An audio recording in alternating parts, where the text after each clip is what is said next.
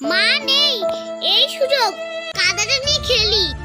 ইয়া কি মজা, মা বাড়িতে থাকলে তো আমাকে মাটি নিয়ে খেলতেই দিত না।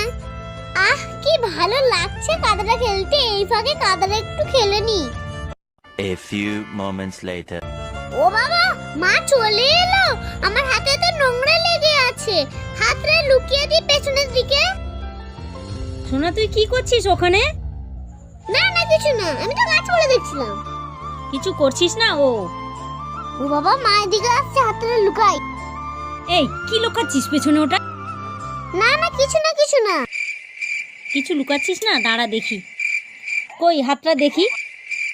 মা আমি কাদা কাটছিলাম, তুমি বকবে বলে আমি হাতটা লুকিয়ে দিয়েছি।